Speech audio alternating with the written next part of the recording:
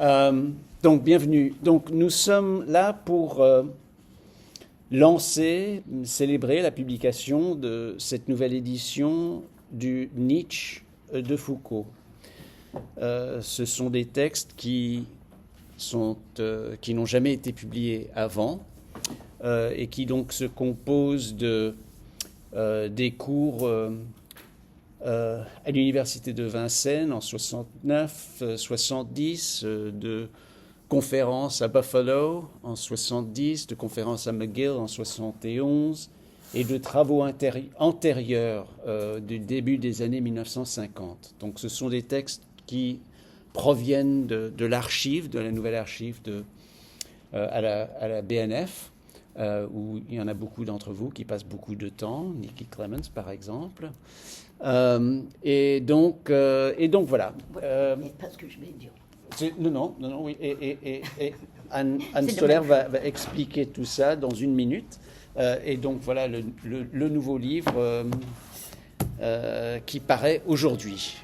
Alors, on est ensemble pour discuter, pour présenter ce nouveau livre. Et j'ai le grand plaisir d'être avec deux penseurs, deux philosophes brillants, Anne Stoller et Timothy O'Leary. Alors, je vais les présenter rapidement parce que vous les connaissez, j'en ai déjà parlé dans le séminaire pour aujourd'hui, mais je vais les présenter rapidement et ensuite Anne Stoller va commencer par présenter le livre et Timothy O'Leary continuera et puis ensuite j'aurai quelques mots à dire aussi sur une manière, une perspective de lire ces textes. Alors Anne Stoller, comme vous savez tous, est une des plus grandes, je dirais, qui est la personne, la penseuse la plus importante en ce qui concerne le colonialisme, les archives du colonialisme et de l'impérialisme, de la théorie critique de la race, et donc de l'histoire coloniale et de la manière dont Foucault a intersecté, a évité, a quelquefois fait des passages à travers. Anne Stoller était une des premières, en fait, qui a travaillé l'archive de Foucault. C'était les cours Il faut défendre la société, en fait. Oui, j'ai commencé avec ça. Tu as commencé avec ça, oui. Dans les années 90, presque, dans 80, 90. Oui, oui.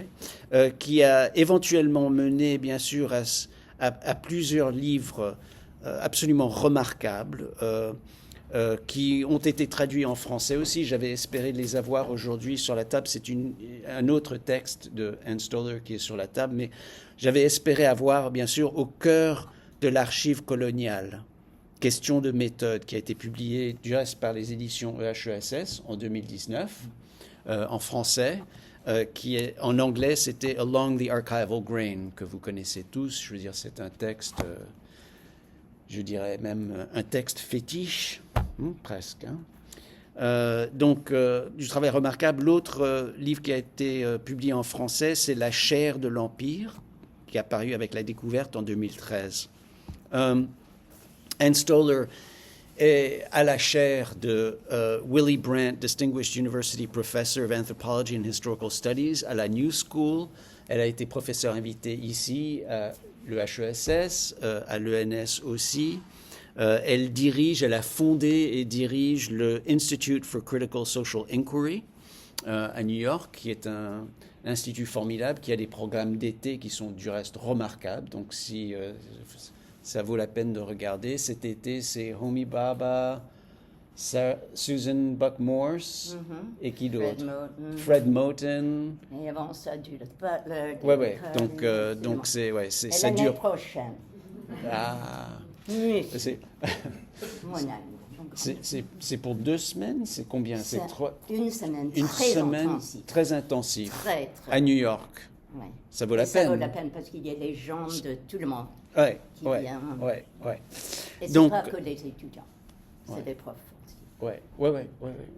C'est vraiment un groupe remarquable de penseurs critiques qui se réunissent pendant une semaine avec la brillance. Bon, et aussi cofondatrice d'un journal et d'une conférence qui s'appelle Political Concepts, qui vaut la peine de regarder aussi si ça vous intéresse. Political Concepts, c'est l'idée d'avoir quelqu'un qui interprète un concept. Et donc, il y en a beaucoup de ces interprétations qui sont en ligne sur le journal Political Concepts. Il y a quelques années, il y avait l'édition Balibar, donc c'était tout autour de la pensée, de penser avec Balibar, c'était tout autour de sa pensée, ses concepts, les concepts qu'il utilisait. Bon, voilà. Donc, j'essaye d'aller plus rapidement, mais c'est dur de... Bon. Et puis, donc, Anne Stoler va commencer, elle va présenter en français, c'est très généreuse de sa part de nous adresser en français, merci. Et ensuite, on va entendre Timothy O'Leary, qui est philosophe et professeur à l'université de New South Wales, à Sydney, en Australie. Alors, Timothy O'Leary est un spécialiste de la pensée éthique et esthétique.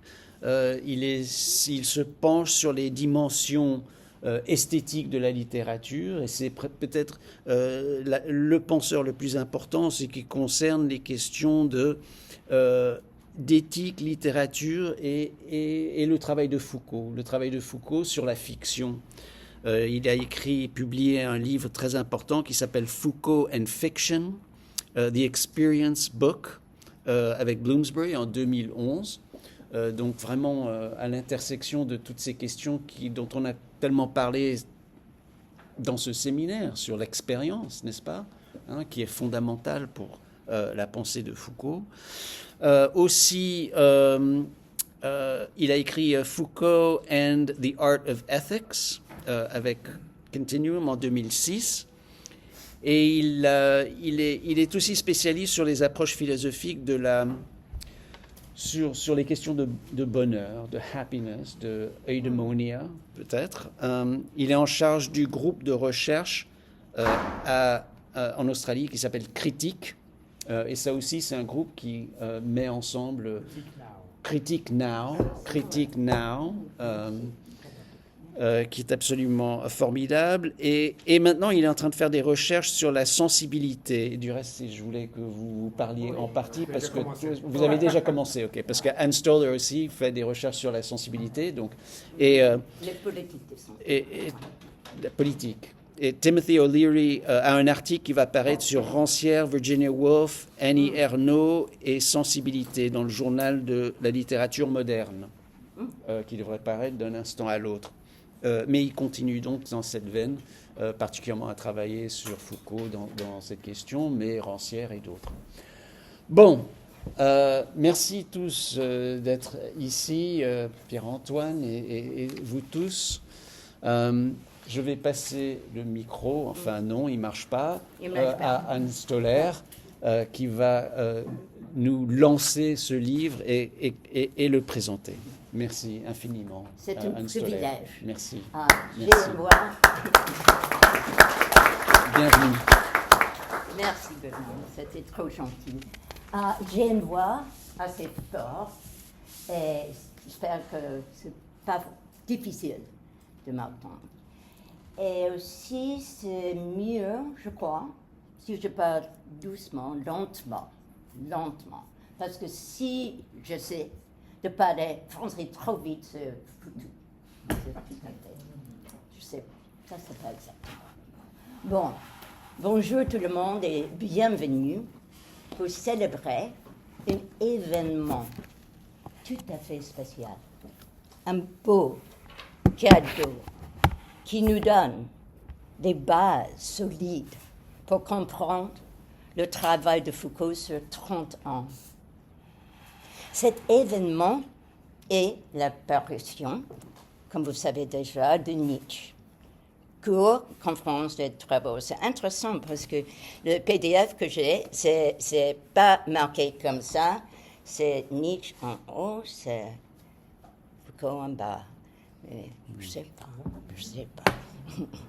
C'est une couverture antérieure. Oui, exactement. Ouais, c'est ça ouais, que tu m'as envoyé. Bon, c'est pas une faute. Oui, c'est Nietzsche, cours, conférences et travaux qui sont des cours, conférences et travaux de Michel Foucault, très importants, effectués avant le Collège de France. Ce livre permet formidablement de saisir ses réflexions, ses approches et ses pensées concernant Nietzsche. Je parle événement. Vous comprenez ce que j'ai dit? Oui, ça c'est clair. Bon. Je parle l'événement en suivant le sens que Foucault lui-même a pu donner à ce mot. Une brèche dans le sens commun, une coupure avec ce qui va de soi. Ce que porte l'événement, ce sont les connexions, déstabilisant partout les certitudes de l'ordre des choses, du sens du mot et des choses, de la vérité dans des idées imposées comme connaissances. Les brèches sont partout dans ce livre, nous donnant un nouveau moyen, et ça c'est si important pour moi, un nouveau moyen pour apercevoir ce que j'appellerai une méthode conceptuelle, conceptual method. Ça, c'est quelque chose que j'utilise beaucoup dans mes livres et aussi pour enseigner. Parce que pour moi, je pense qu'on ne peut pas parler de méthode sans parler des concepts. Et ça, c'est vraiment, vraiment lié. Nietzsche, grand maître de la méfiance, de tout ce qui est figé et désigné comme étant hors de l'histoire, est impliqué dans les trajectoires de Foucault. Si Nietzsche reste en l'ombre, parfois il brille dans la lumière, et ce n'est pas toujours la même. Ça, c'est des choses très, très intéressantes. Oui. Ce livre nous donne de nouvelles possibilités, parce que c'est vraiment un livre pour les lecteurs. C'est plutôt, je trouve, comme quelque chose un peu différent que les autres. C'est donné vraiment aux lecteurs. Oui. Afin de mieux comprendre Foucault, attends ce qui était au centre de ses efforts, vous savez déjà penser autrement. Oui. Cette possibilité, cette perspective, nous le devons aux éditeurs qui ont soigneusement préparé le livre pour nous aider à comprendre ces efforts.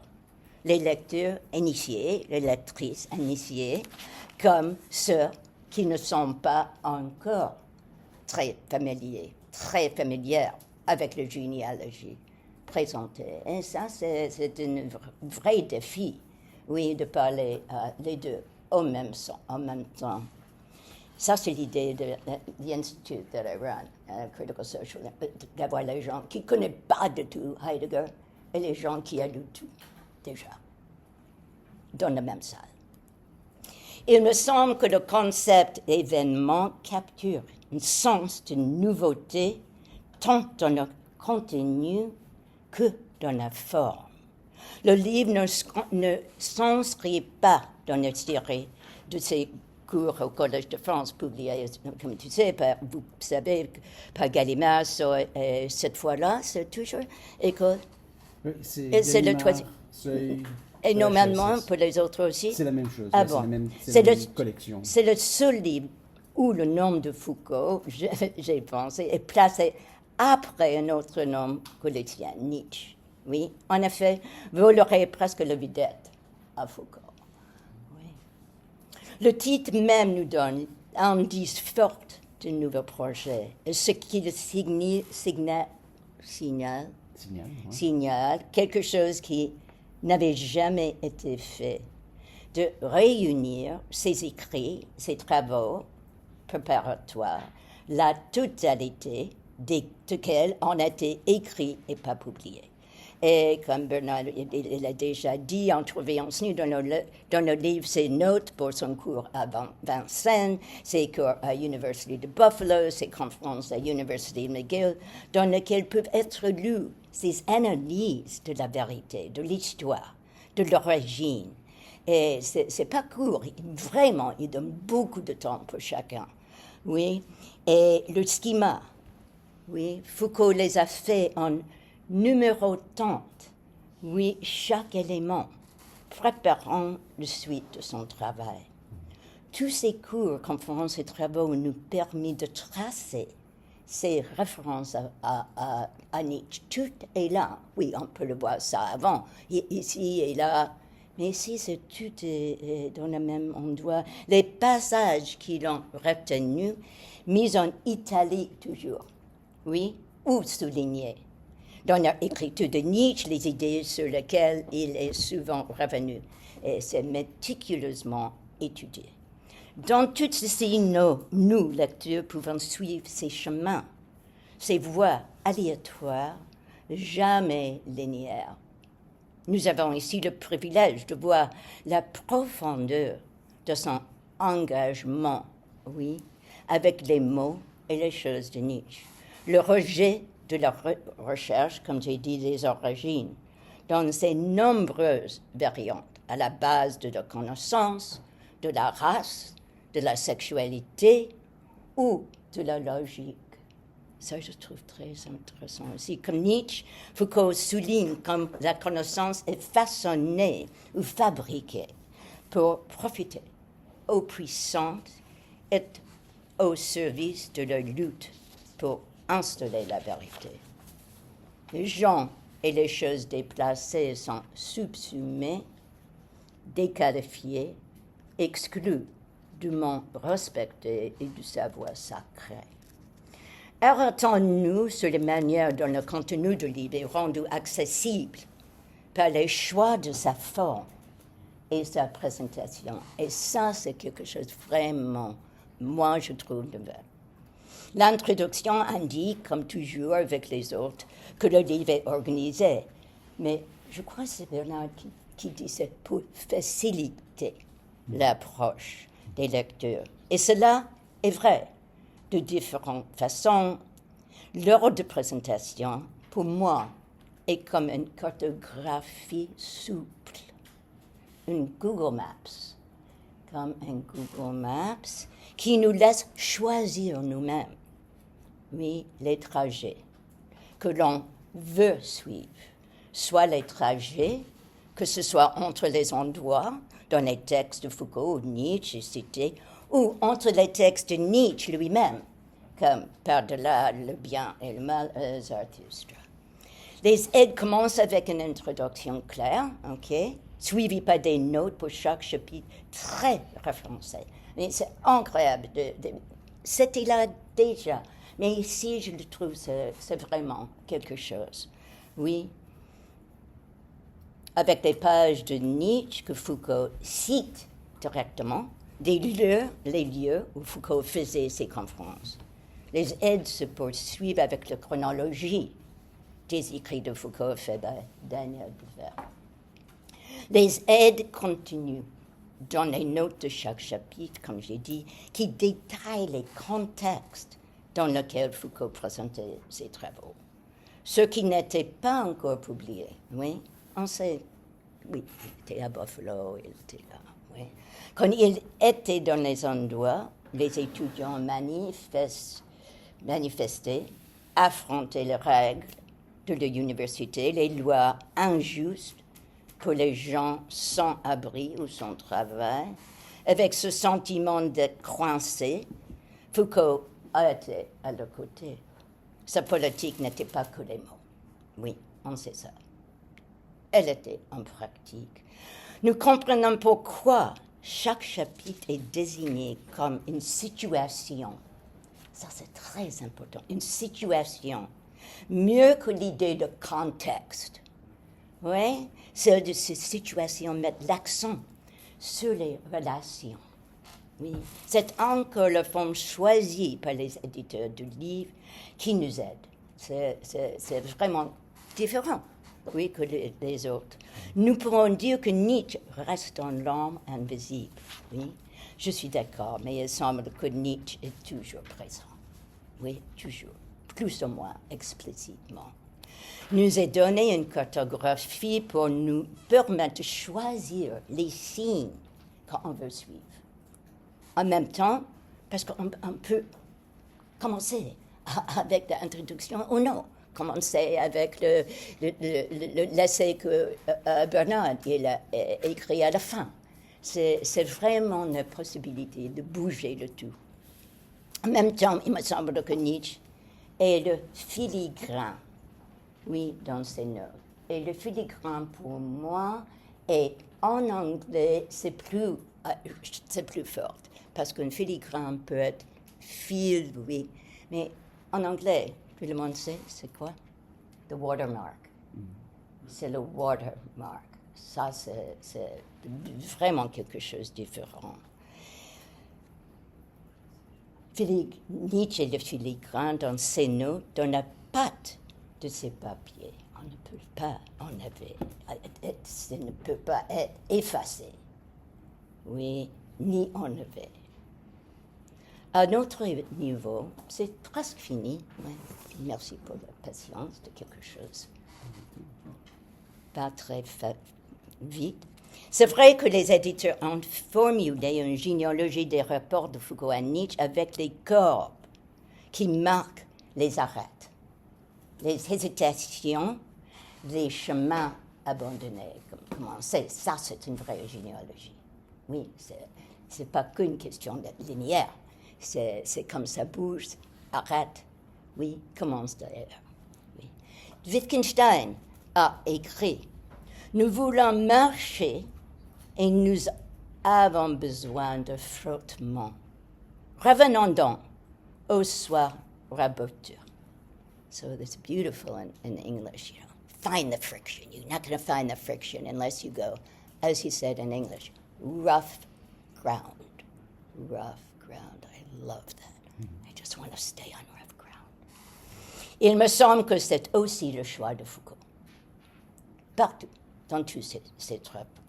C'est très beau. Il y a beaucoup d'écrits au sujet de la méchanceté de la connaissance, des mensonges des concepts, du jeu de la vérité. En réalité, une lutte soutenue par la puissance des gens, des sciences, des intellects gonflés. Les conflits font l'histoire. Ça, c'est le truc. Oui? Selon Nietzsche, on joue avec les masques. La profondeur de Nietzsche dans l'écriture de Foucault est mise en vue pour nous, rendue pour nous visible le plus possible. Finalement, l'essai de notre cher ami Bernard Harcourt, dont le titre est Situation, tout court, est écrit avec une clarté et une finesse. Ce n'est pas de tout un résumé de le livre. Ça, c'est très important. C'est pas ça. Oui. Bernard lit les fils du livre, rendant plus transparentes les nodes. C'est ça? Nodes. Oui. Les nodes. Qui attachent Foucault à Nietzsche. Les deux rejetant les certitudes, partout les certitudes, exposant les mensonges de la vérité, une absurdité de la universalité. Les deux montrent comment la puissance est rendue par la plus forte. L'essai de Bernard est une très soir.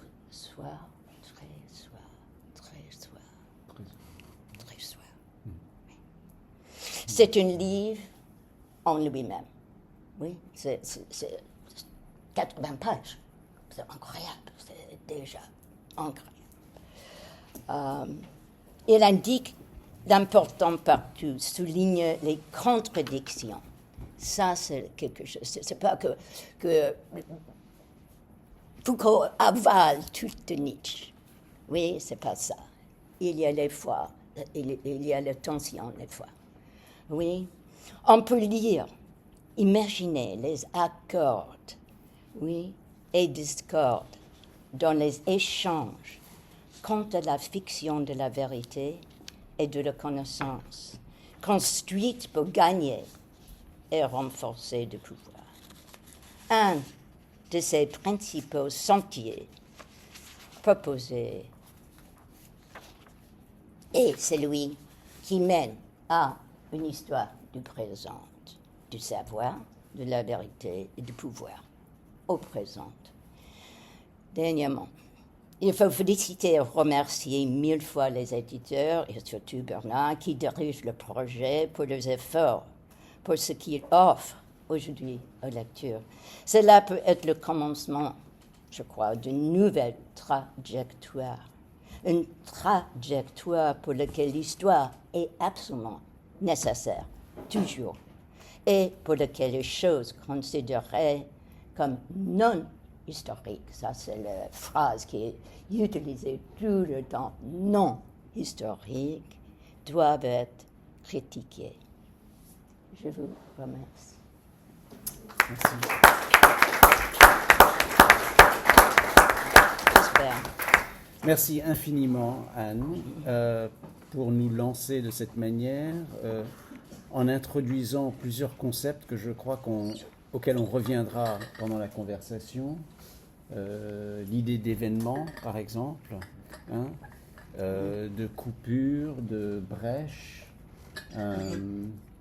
de situer, de situation de ce texte. Donc, merci pour cette manière de nous lancer, de lancer la conversation. Merci bien. Timothy, vous allez parler en anglais, je crois. Un peu les deux. Les deux, ouais. Je vais expliquer. Vas-y. Merci. Alors, bonjour à toutes et à tous. C'est un véritable honneur et un plaisir pour moi de parler ici cet après-midi au sujet de ce livre. Je suis vraiment remercié Bernard pour m'inviter. Et je dois commencer par donner mes excuses parce que je pense que, mais je sais que je ne suis pas tout à fait à l'aise en français.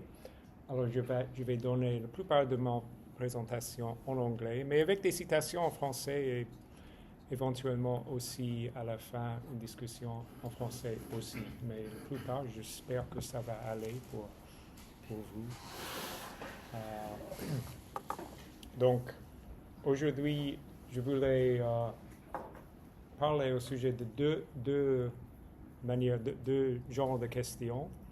D'abord, I want to quickly remind ourselves some of what we already know about the relation between Foucault and Nietzsche. Et ça, surtout, en fait, c'est ce que Anne a dit aussi, c'est que il faut avoir ces discussions entre les gens comme moi, peut-être, qui ont fait beaucoup de travail sur Foucault, mais aussi avec des gens pour lesquels Foucault, c'est quelque chose de nouveau, ou même peut-être les gens qui sont ici pour Nietzsche, pas Foucault, surtout. Alors, il faut être ouvert à ce genre de discussion. Alors, je pense que c'est peut-être utile de commencer avec un petit peu d'un summary de, comme j'ai dit, ce qu'on sait déjà au sujet de cette connexion entre Foucault-Nietzsche. Nietzsche-Foucault, Foucault-Nietzsche. Et puis, deuxièmement, je vais donner quelques idées préliminaires, je dirais, sur le sujet de la différence que ce livre, et aussi le livre de l'année dernière, qui s'appelle Le discours philosophique, alors la différence que ces deux livres va faire dans la manière dont on travaille sur Foucault et Nietzsche, mais surtout sur Foucault. Donc, quel est le fait de ce livre dans la scolarité, je sais pas, un scholarship de Foucault? Yeah. Et qu'est-ce que ça va changer, qu'est-ce que ça va bouger? Moi, j'ai quelques idées là-dessus. Et surtout, j'espère que peut-être si on a le temps pour discuter après, ça serait très intéressant. Alors, Et aussi, je dirais que ce livre, bon, moi, j'ai reçu le PDF de Bernard lundi. Et moi, vendredi. 400 pages. Alors, 400 pages, mais, comme ça. Comme vous savez bien, un PDF, c'est très léger. Un PDF, c'est quelque chose qu'on voit comme ça. Mais un livre, c'est quelque chose de différent. Bon, ça pèse beaucoup. Moi, je ne me suis jamais rendu compte que c'est 400 pages. Je n'ai pas remarqué ça quand je lisais le PDF. Alors, c'est vraiment un livre significatif. J'imagine, Bernard, que tu vas expliquer un peu ce qui est dedans. Parce que, bon, rapidement, alors, la table de matière de ce livre, bon, les cours, il y a un cours que Foucault a donné à Vincennes. He said it and I said it. Comment? He said it already and I said it. Il said, OK, je ne vais pas. Alors, je commence. Alors, les choses disons, on sait déjà sur Foucault-Nietzsche. Of course, not everybody, we have always known for a long time that Nietzsche is very, very important for Foucault. Perhaps the clearest indication of that importance is the fact that some of Foucault's most significant works can be characterized as genealogies. So genealogy has always been one really obvious connection between Foucault and Nietzsche, especially from the 1970s. So not just those Surveiller et Punir, which is a key example of that, but also all of Foucault's late work, which you might know Foucault characterized under that title, genealogy. Right? Foucault in 1983 gave an interview to Paul Rabinow and Hubert Dreyfus, which in English is titled On the Genealogy of Ethics, so sur la généalogie de l'éthique. So for Foucault, genealogy was a term that he was happy to put all of his works, not all of his works, but a certain number of his works under that framework. So that connection is very clear. And of course, we also have Foucault's own words on that connection, on the importance of Nietzsche, and even before this book, obviously, and the book Le Discours philosophique from last year. In 1984, shortly before Foucault's death, he gave an interview, which was published under the title Le Retour de la Morale, which really has been, since then, again, before the publication of this book, has been really one of the locus classicus for Foucault's own assessment of that connection with Nietzsche. But also, in fact, his connection with Heidegger, because that's the interview where Foucault talks about Heidegger being the philosophe essentiel. So I want to read two brief excerpts from that interview to kind of frame what I'm talking about. So the first one, Foucault says, Je n'ai jamais rien écrit sur Heidegger et je n'ai écrit sur Nietzsche qu'un tout petit article. Ce sont pourtant les deux auteurs que j'ai le plus lus.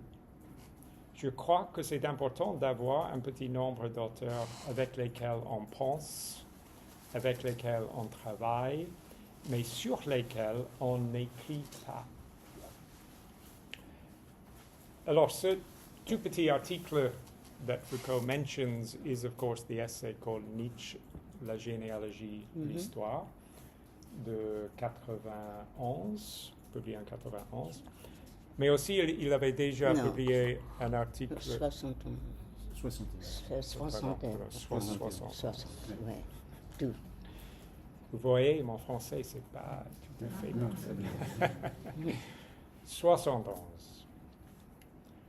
Mais il avait aussi déjà publié un article qui s'appelle Nietzsche, Freud, Marx, qu'il a donné au colloque de Royaumont en 64 et qui a été publié en 67. Alors, comme il dit dans cet entretien, un tout petit article, il est très important d'avoir des auteurs sur lesquels on n'écrit pas. Un tout petit article, et puis on a 400 pages ici. Alors, ça fait une différence, évidemment. And I think, in fact, that we cannot overemphasize the significance of that. And I think this book and also the book last year, Le Discours philosophique, in which the last 3 or 4 chapters are about Nietzsche's position in philosophical discourse. I think they're extremely significant, and they change that, right? And there's something there that is very, very important. So we now have access to so much more than that tout petit article. Around the same time, en 1967, Foucault a donné un entretien qui n'était pas publié à l'époque. Il a donné l'entretien à Claude Bonnefoy. Oui. Et cet entretien a été publié récemment en 2011 sous le titre Le beau danger. Et le beau danger pour Foucault, c'est le danger qu'on pourrait dire trop dans un entretien. Ça, c'est le danger. Mais dans cet entretien, il dit que, bon, il est très, très hésitant. C'est très clair qu'il a beaucoup de soucis sur cet entretien en particulier. Et c'est dans cet entretien qu'il montre un peu ce qu'il appelle l'envers de la tapisserie. Alors, l'envers de la tapisserie dans cet entretien au sujet de son relation avec l'écriture et avec la façon dont il écrit, qu'est-ce que ça veut dire pour lui d'écrire, et même, bon, il parle de son relation avec son père, avec l'écriture à l'école quand il était tout petit et tout ça. Donc, l'envers de la tapisserie, dans ses volumes sur Nietzsche, sur Foucault et Nietzsche, je pense que c'est ça. C'est pas aussi intime que cet entretien avec Claude Bonnefoy, mais je pense qu'on voit quelque chose comme ça, au moins on a accès à quelque chose comme ça avec ce volume et avec le discours philosophique de l'année dernière. On voit l'envers de la tapisserie de cette connexion entre Nietzsche et Foucault. Et ça, c'est quelque chose, évidemment aussi, qui est important pour nous, qui est très intéressant et important. Même dans ce livre, on a les leçons, les cours que Foucault a prononcés, a donnés. Aussi, on a les travaux. Bon, c'est dans le titre cours, conférences et travaux. Les travaux sont les drafts, the notes, the intellectual working out of problems of Foucault. Et ça, même si, évidemment, si on écrit une leçon et on le donne à l'université, c'est quelque chose qu'on partage avec le monde, pas tout le monde, mais un petit monde. Mais les travaux, ce sont des textes qui n'étaient pas du tout intended pour nous de lire. Alors aussi ça, c'est quelque chose de très important. Bon, et ça, on a accès à comme j'ai dit, l'envers de cette tapisserie un peu. And I think what that does is, for me, what it does, for someone who has, moi j'ai commencé à lire Foucault j'ai peur de le calculer, mais c'est passé 35 ans. Pour moi, la signification de livres comme ça, c'est que, en effet, la fonction d'auteur de Foucault a changé. Bon, la fonction d'auteur, c'est quelque chose que Foucault, dont il parle dans son essai Qu'est-ce qu'un auteur? J'ai failli d'appeler la mort d'auteur, mais c'est pas lui. C'est qu'est-ce qu'un auteur? La fonction d'auteur, ça fait partie de notre monde, ça fait partie de notre système universitaire, scolaire, d'édition et tout ça.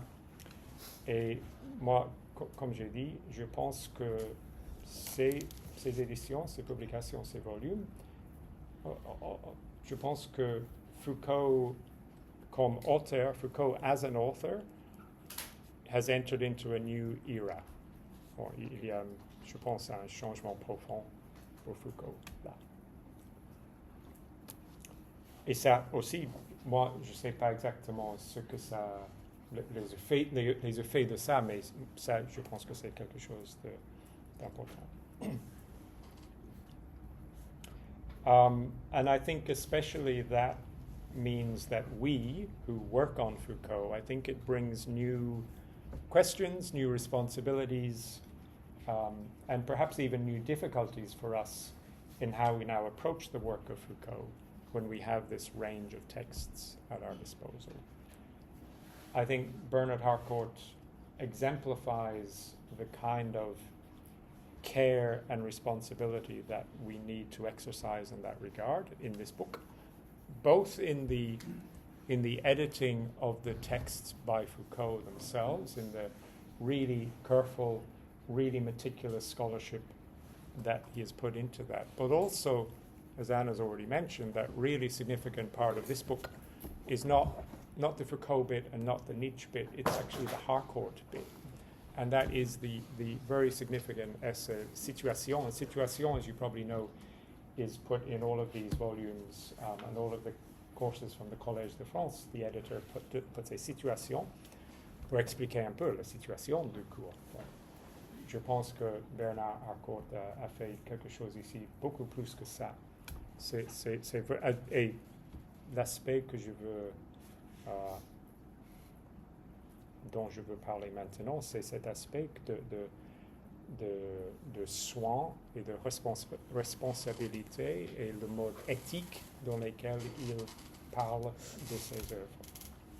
One example of that is the way Bernard, in that essay, very carefully differentiates between books Foucault published in his lifetime and books that have appeared since his death. And that's one way that we might do that. And for me, that's, again, an open question. Is that important? Perhaps it's not important, right? You might say, well, it doesn't matter, it's a text, we just treat them all equally as texts, fine. But I think that's something that we need to have a discussion about how we should approach this, the oeuvre of Foucault, now that we have these many different layers within that. And as I said, that's something that Bernard has already started to do. But there are many, many questions. That's very much an open question. Okay, I'm going very slowly for some reason. Okay, my second extract, citation de cet entretien de retour de la morale. Foucault dit « Je suis simplement nietzschéen et j'essaie, dans la mesure du possible, sur un certain nombre de points, de voir, avec l'aide de textes de Nietzsche, mais aussi avec des thèses anti-nietzschéennes, qui sont tout de même nietzschéennes, ce qu'on peut faire dans tel ou tel domaine. Je ne cherche rien d'autre, mais cela, je le cherche bien. » Bon, clear statement of philosophical proximity, even philosophical identification. Je suis simplement nietzschéen. Now, of course, if Foucault says je suis simplement anything, one immediately thinks, huh, really? I don't know, don't quite believe it, right? One has to be a little bit suspicious, a little bit. Well, you know he isn't. Well, of course. I'd also say I find it very interesting the wiggle room, how to find the French for this, la marge de manœuvre, the marge de manœuvre which Foucault creates for himself here in saying, je suis simplement nietzschéen. J'utilise les textes de Nietzsche avec des thèses anti-nietzschéennes qui sont tout de même nietzschéennes. Alors, il y a là beaucoup de... Il y a quand même... Il y a une marge de manœuvre pour lui. Donc, simplement nietzschéen, peut-être oui, peut-être non. In any case, what I wanted to say is that connection has always been there and it's always been presented in a certain way through the interviews that Foucault gave. But this book and the other books in the series changed that.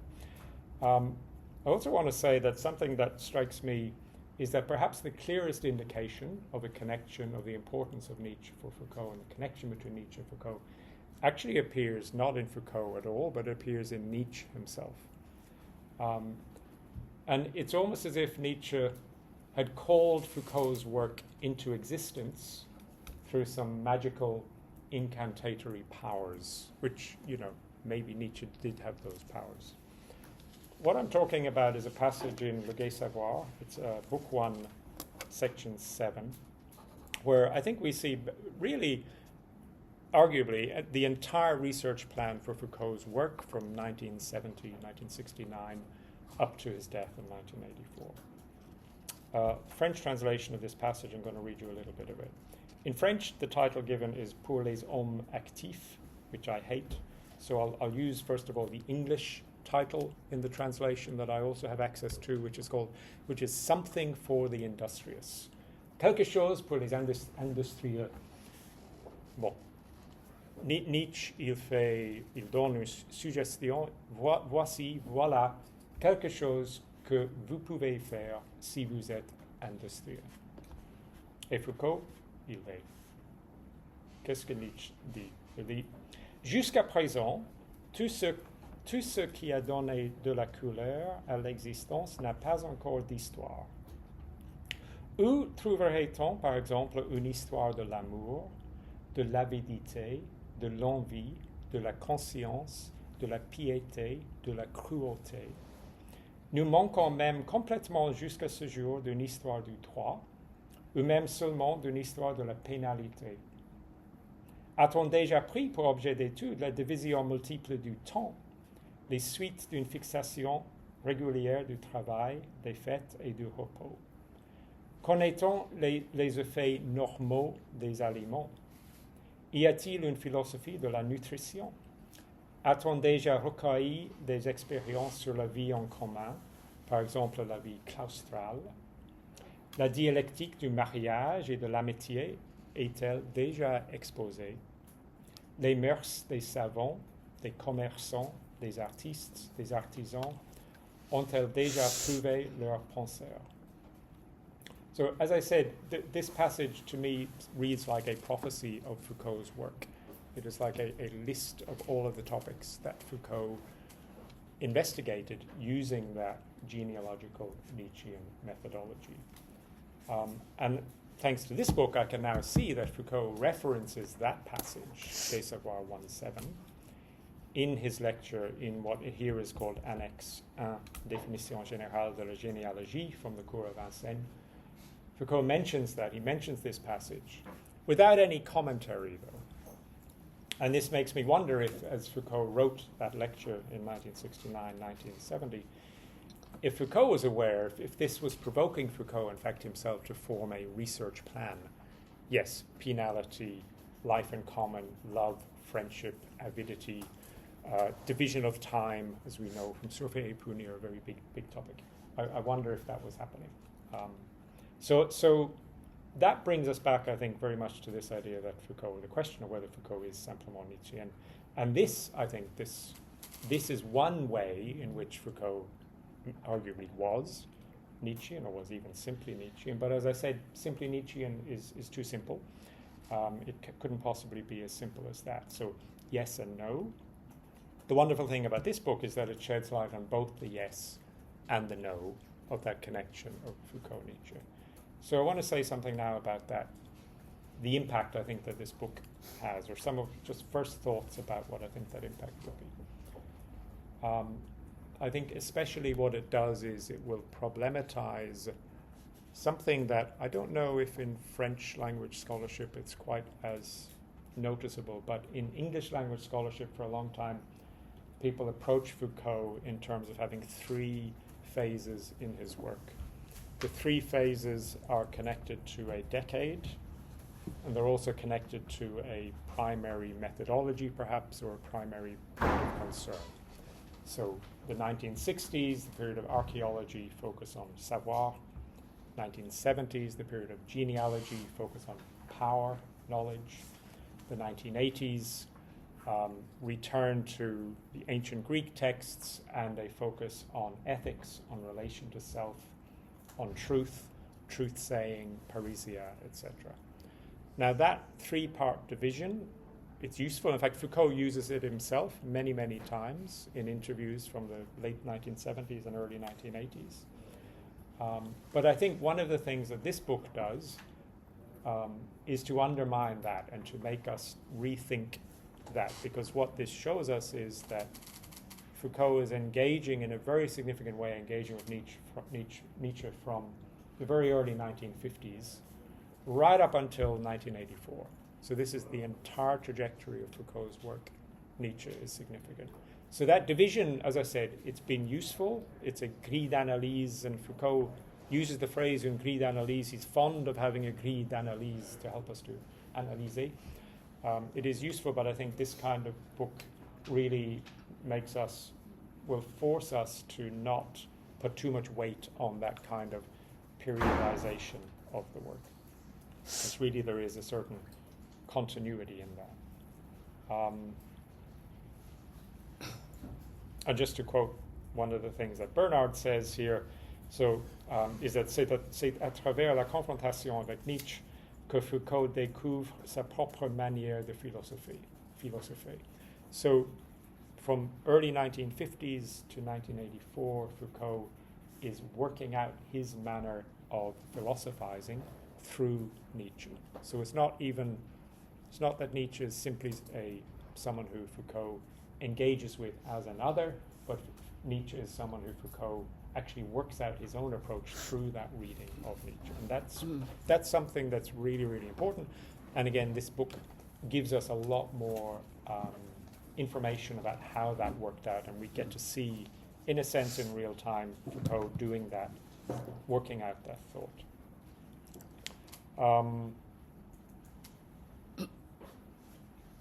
going to skip on a little bit. So just again, to identify that, so Bernard in the Situation, he quotes an important piece from the lecture, from one of the lectures on Nietzsche, where he says, tout cela mène en définitive, pour Foucault, pour Nietzsche, à la tâche nietzschéenne, which is penser l'histoire de la vérité sans s'appuyer sur la vérité.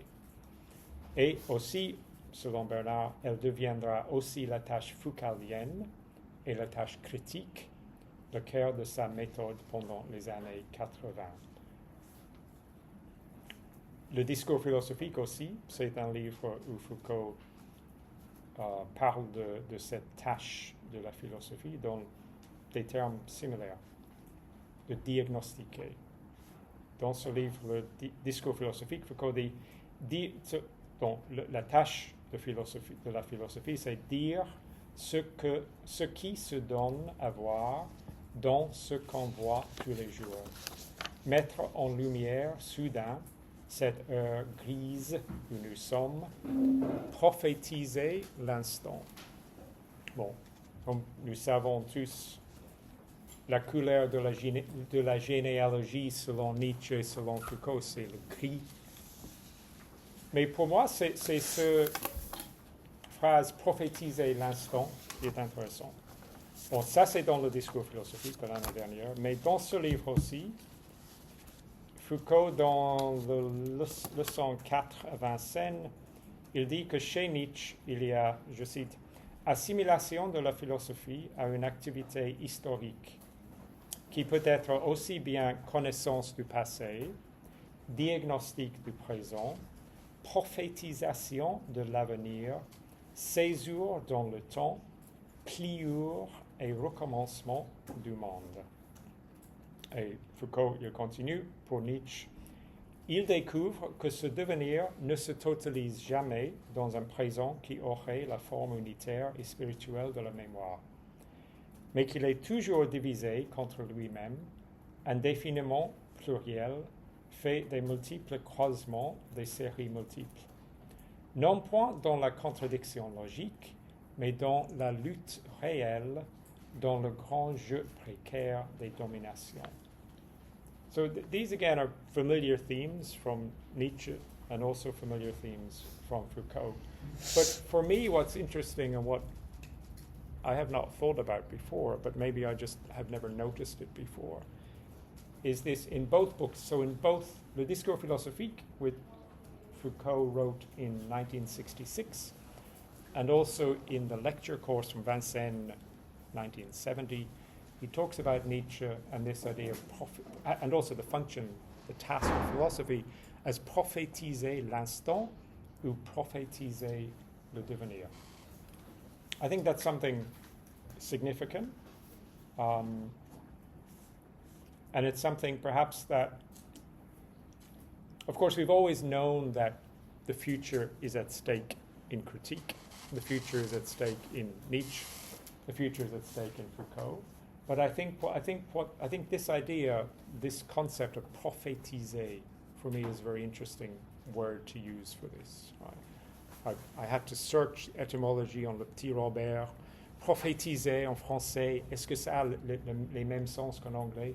Bon, c'est à la fois prédicter le futur, l'avenir, mais aussi ça, en anglais, ça a les connotations d'un prophète je ne sais même pas comment dit Old Testament en français. Le Vieux Testament. Le Vieux Testament, un prophète, un parésiaste, on peut dire, de prophétiser. So I think that's important as an idea of a part of the function of critique, the function of philosophy, the function perhaps of genealogy, to have that focus. And that's something, as I said, I do, obviously, in many ways, critique is all about the future, but I do think there's something in that prophétiser, le devenir, which I think maybe has not been sufficiently explored or worked out, perhaps, in some contemporary Foucault, Nietzsche-inspired critique. So I find that a very interesting aspect here. Okay, I'm probably way over time. Yes. I'm going to stop. I'm sorry. I mean, I thought we were supposed to speak 15 minutes. I'm sorry. I will stop. Simply, one other thing I want to say. Bernard points out at the end that he talks about Foucault's engagement with Plato and Socrates' statement that we need to offer a sacrifice to the god Asclepius for having cured us of something.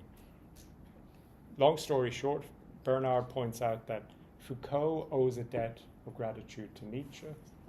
Bernard says that we owe a debt of gratitude to Foucault for this work.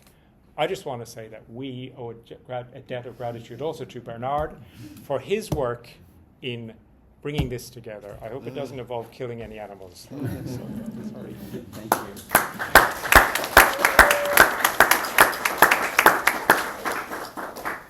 Merci Timothy pour cette belle introduction du livre. Donc, merci Anne, merci Timothy.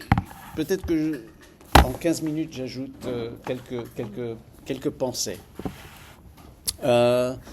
Sur l'importance, il me semble, enfin, il y a beaucoup à dire sur ces textes, bien sûr, mais j'aimerais parler de l'importance pour aujourd'hui, particulièrement, de ces textes, parce qu'il me semble que le retour à Nietzsche que Foucault fait en 1969, n'est pas un accident, et c'est lié au mouvement des étudiants, et on retrouve une même sensibilité de Nietzsche envers les mouvements d'étudiants et ce qui est en train de se passer avec les étudiants en 69, 70, 71, qu'on pourrait retrouver aujourd'hui.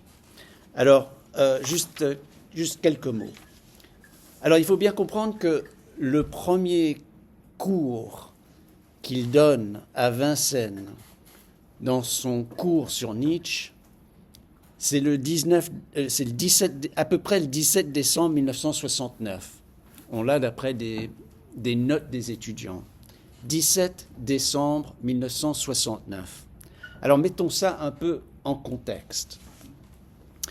Il est élu à la chaire de philosophie à l'université expérimentale de Vincennes, qui est créée en 1968.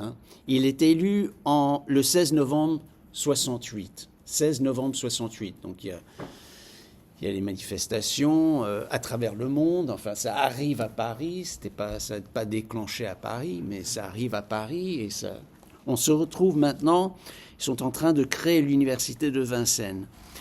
Il embauche avec un noyau cooptant, donc c'est pas lui tout seul, mais vous savez en France, enfin ouais, bon, vous savez, mais c'est moins évident en Amérique, mais on est professeur, on embauche beaucoup de personnes. Donc, il y a 8 enseignants sous sa chaire, en fait. Et qui est-ce qu'il embauche? Jacques Rancière, Alain Badiou, André Glucksmann, Étienne Balibar. Donc, c'est un groupe de jeunes penseurs, philosophes qui sont de variété marxiste. Tous, marxistes-léninistes. Enfin, il ajoute Étienne Balibar pour équilibrer et ajouter le PC et le Parti communiste. Vraiment, je veux dire, il y avait trop de maoïstes. Donc, il fallait ajouter quelqu'un du Parti communiste. Hein. Alors, Vincennes ouvre ses portes le 13 janvier 69. Les premiers cours qui sont donnés à Vincennes, j'ai ajouté en annexe la liste des cours parce que c'est absolument incroyable, la liste des cours qui sont donnés en 68, la première année. Okay. Alors, il y a Jacques Rancière qui donne formation du concept d'idéologie. Et alors, vraiment, le séminaire de Guillaume Rouleau, ça se retrouve ici, la première année à Vincennes. Rancière sur l'idéologie. Châtelet, le fonctionnement idéologique de l'enseignement de la philosophie. Badiou, lutte idéologique. Judith Miller, révolution culturelle. Étienne Balibar, sciences et formations sociales et philosophie marxiste. Stanley Polberg, théorie de la conscience et théorie de l'idéologie. Donc c'est entièrement sur l'idéologie et le marxisme la première année. C'est remarquable, c'est incroyable. Hein. Bon. Mais avant même qu'il puisse commencer à enseigner, je veux dire, il commence à enseigner donc décembre 69, le 23 janvier, les profs et les étudiants se barricadent, ils occupent le campus de Vincennes. Michel Foucault lui-même est interpellé, il passe la nuit dans la préfecture. Et il défend la philosophie, il défend son département de la manière suivante. Donc le département est attaqué de tous les côtés. En fait, en janvier 1970, le ministre de l'Éducation supérieure retire au département la possibilité de donner des degrees. Okay? Carrément. Foucault, Sartre, ils viennent à l'appel devant 3000 personnes à la Mutualité. Surtout Foucault, alors ça c'est un article du Monde, Foucault fait valoir que l'enseignement de philosophie à Vincennes devait être orienté vers l'étude du monde contemporain et centré sur celle de la science et de la politique. Cette optique n'est, selon M. Foucault, au moins aussi valable que la conception traditionnelle. Et Foucault dit « La philosophie ne doit pas consister seulement en un commentaire de textes canoniques et scolastiques, mais être une réflexion sur le monde contemporain, donc nécessairement sur la politique. » Bon, alors, première année très mouvementée, tiens, je vais passer ça si ça vous intéresse, du Monde. Première année très mouvementée, manifestation, il n'y a pas beaucoup de cours qui se donnent en fait à Vincennes cette année-là. Et à la deuxième année, alors c'est la deuxième année, je vais vous lire la liste des cours du deuxième année. Judith Miller donne la troisième étape du marxisme-léninisme, le maoïsme. Elle donne aussi, c'est les problèmes concernant l'idéologie. Jacques Rancière. Théorie de la deuxième étape du marxisme-léninisme, le stalinisme. Donc, alors, un cours sur le maoïsme, un cours sur le stalinisme. Henri Weber donne un cours sur l'introduction au marxisme du XXe siècle, Lénine, Trotsky, les courants bolcheviques. Alain Badiou donne les écrits de Mao Tse-tung, la dialectique marxiste. René Scherrer donne la science dans la lutte des classes, l'idéologie pédagogique. Okay. Et c'est à ce moment-là que Foucault retourne à Nietzsche. Okay. Alors tout le monde, c'est un milieu, c'est un Marx est partout, Lénine, Staline, vraiment Mao, et pour Foucault, le cours s'appelle Nietzsche. Et c'est dans un contexte de militance. Le premier cours qu'il donne, rapidement, je vais passer ça, vous ne pouvez pas prendre de photos, okay? Ça c'est des archives. Okay? La première page de son cours, en haut, rayée d'une écriture de quelqu'un d'autre, un étudiant sans doute, ça dit 1. Les RG, les renseignements généraux, les RG savent des trucs qui n'ont été dits qu'ici. 2. Les camarades du CBV, ça c'est le comité de base Vincennes, ont été arrêtés la semaine dernière et ont pu vérifier que micro dans les 2 salles, flics étudiants dans les 2 départements, tous les tracts sortis, les flics savent qui les a tapés, quelle machine à écrire ils ont utilisée. 3. Les armoires ont été forcées. Okay? Ça, c'est la première page de son cours. Il y a quelqu'un donc... Ouais, enfin, mon hypothèse, je n'ai pas pu le dire pour sûr parce qu'on n'était pas nécessairement d'accord dans le comité scientifique. Moi, mon hypothèse, c'est qu'il avait son cours et qu'il y a un étudiant qui est venu écrire ça sur la première page de son cours. C'est évident pour moi. Bon, je vais passer. Prenez pas une photo, ok? Mais vous pouvez regarder, ok? C'est dans les archives. Bon, alors, c'est un moment exceptionnellement mouvementé, militant. Pourquoi donc Nietzsche? Pourquoi Nietzsche? Parce que Nietzsche révolutionne l'épistémologie. Il révolutionne la manière de penser à la vérité. Okay? Et c'est tout un travail ici, tout un travail dans ces cours sur l'invention de la connaissance, l'invention de la vérité, la fin de la vérité, les mouvements de la vérité. Et on entend tout ça, on entend ça à travers ce texte et les cours qu'il donne.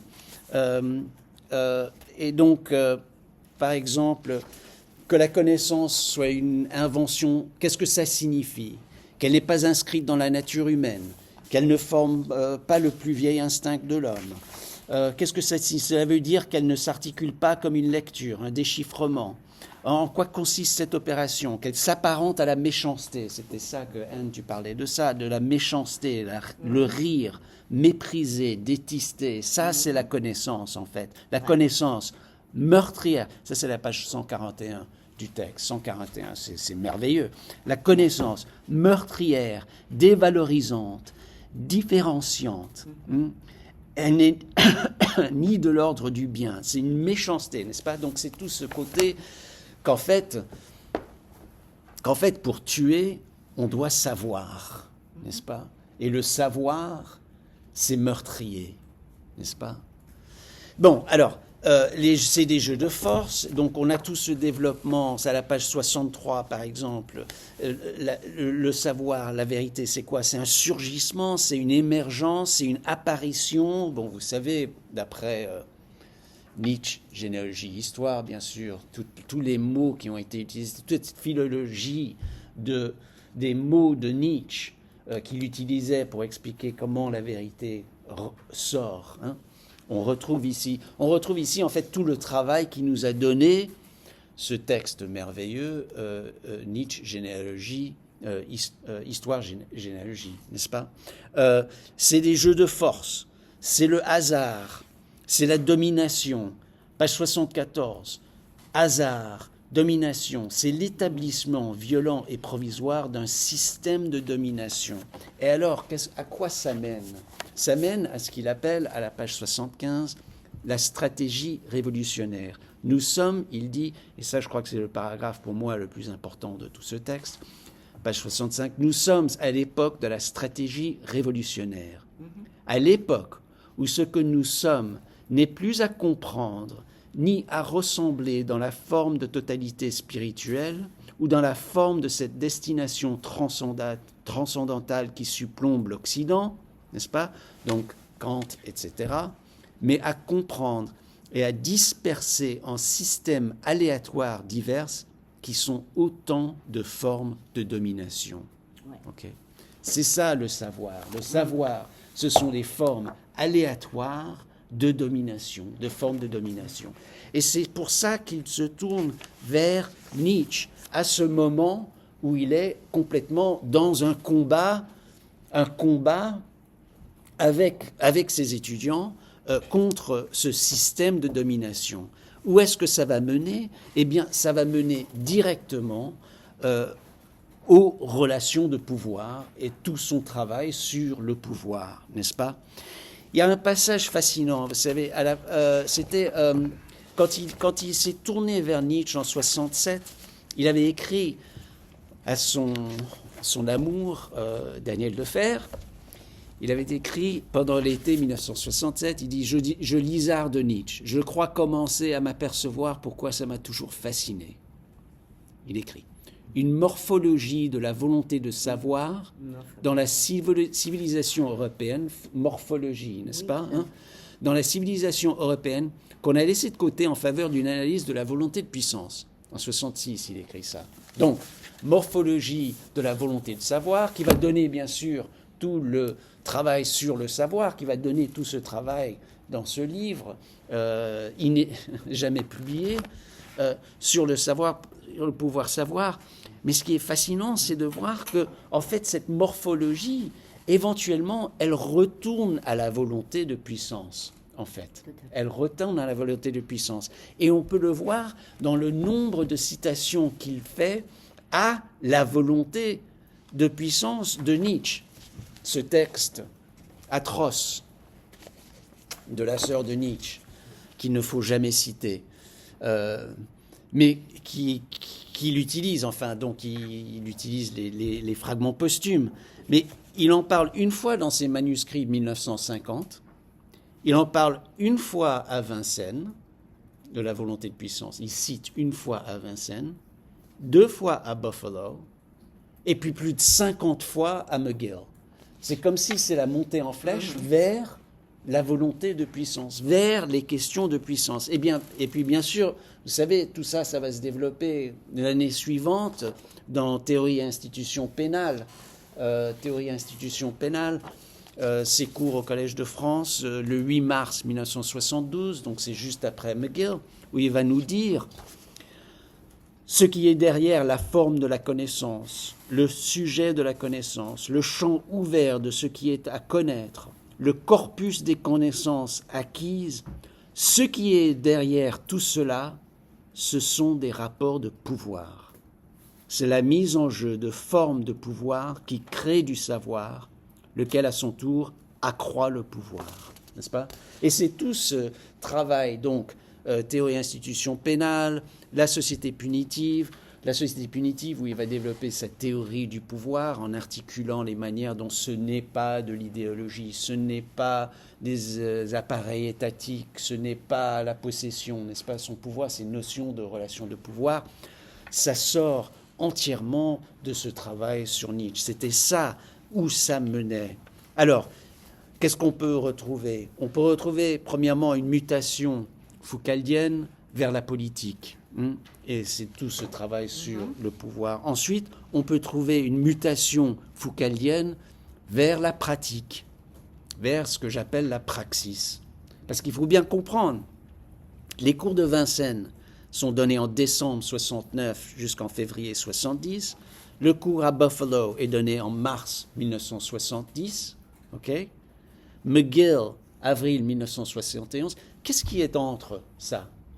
Entre ces dates? C'est le groupe d'information sur les prisons. Le groupe d'information sur les prisons qui est né, enfin avec leur tract, qui est lu le 8 février 1971. Donc, il est en train de formuler, il développe et il lance le groupe d'information sur les prisons 1 mois avant d'aller à McGill pour donner tous ses cours sur Nietzsche. C'est clair qu'en fait, c'est Nietzsche qui... C'est en pensant avec et contre Nietzsche, bien sûr, c'est toujours avec et contre, qu'il se lance dans le projet de la praxis philosophique d'intervenir contre les prisons, n'est-ce pas? Et de faire tout ce travail contre les prisons. Bon. Et puis où est-ce que ça mènera? Bien sûr, ça mènera à ce texte. Je dirais le plus important est surveiller, punir, bien sûr. Et il faut se rappeler que c'est ça qui compte, c'est ce qu'on veut publier quand même. Ce texte absolument merveilleux qui représente sa propre généalogie de la morale, n'est-ce pas? C'est ça, surveiller, punir. C'est sa généalogie de la morale. Bon, alors, merci Timothy d'avoir fini sur cette notion de dette. C'est important, je pense, et c'est là où je termine ma situation. Vous savez, je veux dire, on se demande souvent est-ce qu'il était nietzschéen, mais c'est des conneries. Est-ce qu'il était nietzschéen? Je veux dire, non, on ne peut, ça ne veut rien dire d'être nietzschéen quand, en fait, ce qu'on prend de Nietzsche, l'interprétation qu'on donne de Nietzsche, c'est qu'il n'y a que d'interprétation. Et vous vous rappelez, en fait, de son article Nietzsche, Freud, Marx, 64, Riaumont, publié en 67, quand il dit « Il n'y a rien d'absolument premier à interpréter, car au fond, tout est déjà interprétation, chaque signe étant lui-même non pas la chose qui s'offre à l'interprétation, mais interprétation d'autres signes. » Si en fait on croit réellement à cela, on ne peut jamais être nietzschéen. Ça ne veut rien dire d'être nietzschéen. On interprète les textes de Nietzsche. Et nous aussi, c'est ce qu'on fait, on interprète les textes de Foucault. Et c'est pour ça, en fait, qu'on leur doit cette dette. Ouais. Bon, je m'arrête là. Il y a beaucoup plus dans ce texte, bien sûr. Il y a beaucoup plus dans ce texte. Il y a tout son travail des années 1950, très tôt aussi.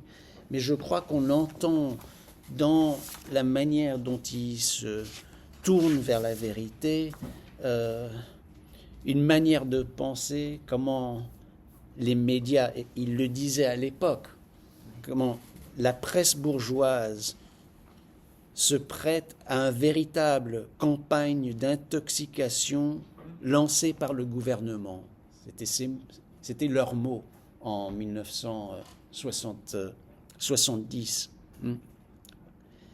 Bien, je crois qu'on peut utiliser tout ce travail pour penser aujourd'hui de la manière dont la presse contemporaine se prête à une véritable campagne d'intoxication lancée par les gouvernements. Bon, allez, on commence la discussion, je crois. Okay. Merci.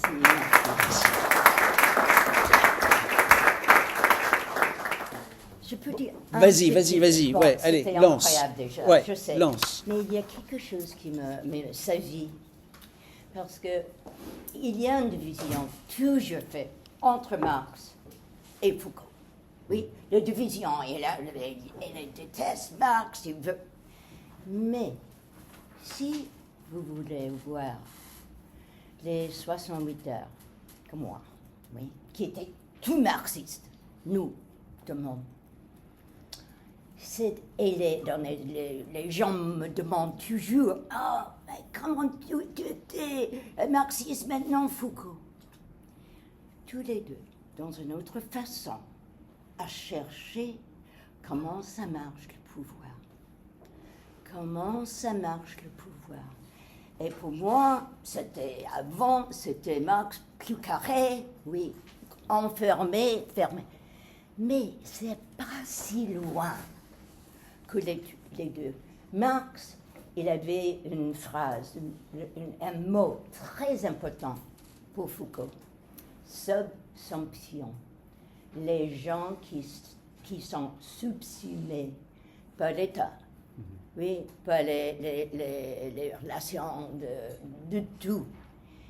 Et c'est exactement une autre manière, dans les endroits très différents, mais aussi, ils cherchent et ils trouvent les façons. C'est avec la définition de la vérité, avec la définition de la connaissance, avec tout ça.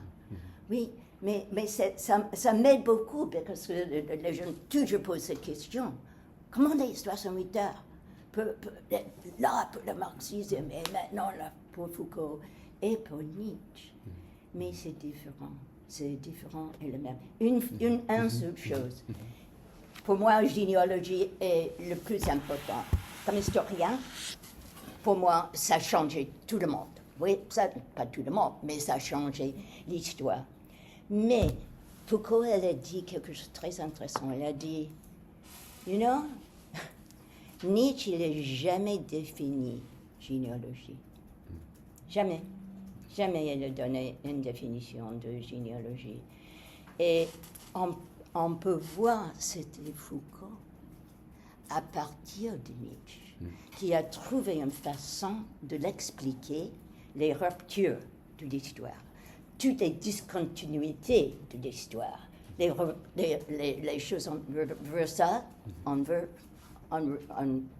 revers. De revers de l'histoire. Et ça, c'était pas Nietzsche. Il l'a montré, mais il n'a jamais défini comment ça marche, comment tu fais ça. Le généalogie, c'est déjà là, mais le méthode était vraiment dans cette petite truc, oui, généalogie, oui, l'histoire, il a expliqué. Il y a plein des autres choses de dire. Il y a un petit que je veux, et après ça je vais. Non, vas-y, continue. Ouais. Mais ce que vous avez dit sur le dit et non dit, écrire et non sur quelqu'un, était exactement quelque chose qui est là pour les gens qui subissent la violence extrême. Il dit, on n'est pas les mots, on ne doit pas écrire et en même temps il écrit. Et c'est cette contradiction, cette tension-là pour lui que je trouve très très intéressant, que vous avez noté aussi. J'arrête pour maintenant. Bon, allez, on ouvre à la discussion alors, quand même, non? Ouais. Vas-y, Nikki Clemens. Alors, merci beaucoup ici. J'ai trouvé ces informations très riches et surtout je voudrais remercier Bernard pour ce travail énorme. C'est vraiment incroyable de voir. Et c'est aussi très intéressant de voir. C'est du Nietzsche, le Nietzsche des années 50, et le Nietzsche des années 60, plutôt en 70. Et il y a trois choses que j'ai marquées à travers ces trois présentations. Donc, la première, c'était ce que vous avez dit que cette périodisation de Foucault, c'est pas possible. Quand il n'y a pas les trois Foucault, il n'a pas arrêté de penser au savoir en travaillant sur le pouvoir, ni sur le pouvoir savoir en travaillant sur l'éthique. Et je crois que ce travail sur Nietzsche met très bien en évidence que c'est vrai. Même comment Foucault décrit son propre ouvrage. Donc ça, c'est tout à fait vrai. Mais c'est intéressant de voir à quel point les continuités et les différences dans cette généalogie de Foucault, parce que c'est vraiment une cristallisation de Foucault, c'est une généalogie qui s'appelle. Et on peut voir vraiment très clairement les transitions entre les années 50, 60, 70 et 80 à travers cette focalisation sur Nietzsche qui était aussi tout à fait cachée dans la plupart de ces publications. Alors, aux archives, il y a les journaux intellectuels et je crois qu'il y a un point d'appui qui peut faire le lien entre les années 50 et les années 60, 70. Et c'est dans l'année 1963, en juin, Foucault a écrit les notes sur la philosophie. La philosophie, c'est quoi? Comment est-ce qu'on peut faire autrement? La philosophie, c'est terminé. Oui, ça, c'était le début pour les discours philosophiques. Les discours philosophiques, au départ, la philosophie en général, c'était plutôt les discours, parce que Foucault, à travers Nietzsche, il a trouvé qu'il a fallu penser autrement à travers, pas la philosophie traditionnelle, mais plutôt, je crois, à travers la littérature. Donc en 1963, Foucault a écrit beaucoup sur Bataille, Blanchot, Gide. Il prononce pour la première fois Parisie. Donc Parisia, ça apparaît en fait en 63 par rapport à Gide et Klossowski. Donc c'est vraiment étonnant. Mais le plus intéressant, c'est que Nietzsche est perdu dans ces journaux. Et Foucault a désigné les deux côtés. Donc dans ce cahier, il y a le mot correct, et ensuite il y a les versions. Et je crois que c'est comme un miroir. Parce que le premier, c'est sur le langage de la mort, c'est sur les réflexions plus traditionnelles sur la philosophie, et l'envers, c'est sur la transgression. C'est sur les autres façons de repenser la philosophie. C'est toujours à travers l'érotisme, c'est à travers la transgression, c'est à travers ces autres moyens de repenser le langage. Et comme il dit, de percer pas de mots l'enveloppe des mots des autres et se placer du côté de leur face nocturne. Toujours très poétique. Et c'est vraiment à ces côtés qu'il cachait ses autres pensées, ses autres problématiques qu'il a appris dans les années 60, 50. Et il a pris ces problématiques jusqu'à la fin de sa vie. Parce qu'avec les parisiens, avec cette question de la philosophie, avec cette question de la généalogie, donc maintenant, je crois que vous avez raison. Nietzsche était toujours au centre de sa pensée, et comme le guide, comme Virgile, Evil Virgil, maybe. Mais je trouve ces volumes très utiles pour repenser pas justement les de Nietzsche, mais plutôt les pensées de Foucault à travers un Nietzsche qui est très spécifique, parce que je crois que c'est un Nietzsche à travers Blanchot et les autres possibilités de repenser la philosophie à travers cette transgression, à travers cette autre façon de penser. Et ça, pour moi, ça c'est le but avec cette généalogie. C'est pas tout simplement même une histoire de notre présent, c'est plutôt cette explication. Donc la prophétie, comme vous avez remarqué, je crois qu'il y a vraiment cette fonction prophétique dans cette déclaration à travers la critique, à travers ces autres questions de la franchise, de l'hyparésie, que Foucault était en train de faire. Ce n'était pas juste une histoire pour notre présent, mais comme tu as dit, c'était vraiment pour repenser notre propre situation aujourd'hui, pour refaire les liens entre pouvoir et savoir à travers l'éthique et à travers le langage qui nous pousse vers un but qui nous ignorons, mais vers lequel il faut aller. Donc merci beaucoup. Je n'ai pas la question, en fait, juste les commentaires, mais merci beaucoup à tout le monde. Merci, Niki. Et oui, en fait, c'est remarquable. Ces journaux intellectuels sont assez remarquables. J'essaie d'en parler un peu à la page 341 là-dedans, où on le voit en train de se combattre avec Nietzsche, comme ça. Et oui, vous avez entièrement raison. Ce qui est remarquable dans ces inédits, c'est les différents Nietzsche, et ces différents moments, la manière dont il les utilise différemment. Naissance de la tragédie, tellement, par exemple, dans les années 50, n'est-ce pas, right? Mais on retrouve beaucoup moins dans les années 60, 70, vers les considérations inactuelles.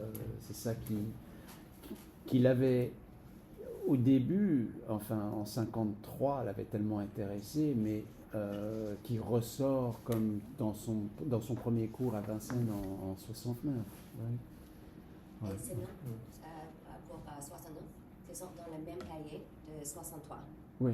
Mais c'est très rare qu'il va retourner à ce cahier, mais c'était sur les sophistes, c'était sur les Grecs. Et donc je crois que pour Foucault, son antiquité grecque était à travers Nietzsche aussi, pas tout simplement à travers cette généalogie, mais plutôt dans cette sensibilité. Dans cette question de comment est-ce que le savoir, pouvoir a été formé et comment est-ce qu'on peut faire autrement.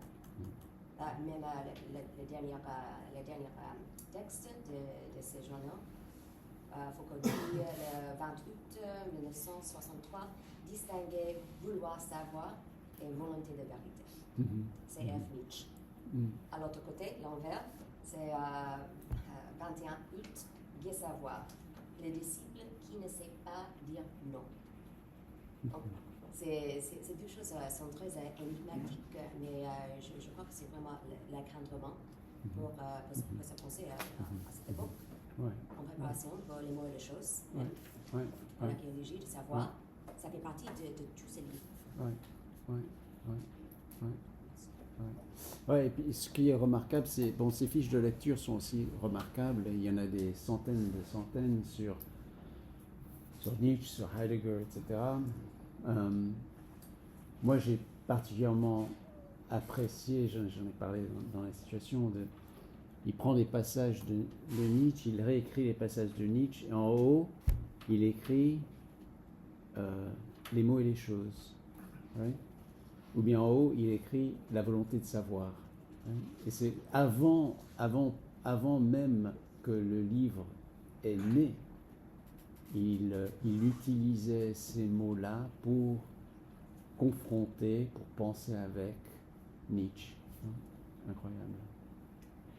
Je peux répondre un peu, oui, c'était très intéressant, merci pour ces commentaires. Surtout ce que vous avez dit au sujet de la parésia dans les textes des années 50. Et la question de la périodisation de l'œuvre de Foucault, je pense que c'est quelque chose qu'on peut faire, mais aussi il faut garder en l'esprit qu'il y a aussi une continuité. Il y a une citation de l'usage des plaisirs, donc l'histoire de sexualité, tome 2, que je voulais lire pendant mon présentation, mais je n'avais pas le temps. Mais maintenant, c'est le temps de lire ça. Et je pense que ça nous donne une perspective, une manière de penser la dialectique peut-être entre la différence des périodes, mais aussi cette continuité. Donc, dans l'usage des plaisirs, Foucault dit « Telle est l'ironie de ces efforts qu'on fait pour changer sa façon de voir, pour modifier l'horizon de ce qu'on connaît et pour tenter de s'écarter un peu. Ont-ils effectivement conduit à penser autrement ? Peut-être ont-ils permis tout au plus de penser autrement ce qu'on pensait déjà et d'apercevoir ce qu'on a fait selon un angle différent et sous une lumière plus nette. On croyait s'éloigner et on se trouve à la verticale de soi-même. » Alors, je pense qu'il y a cette expérience pour moi, j'ai toujours visualisé ce texte comme une spirale.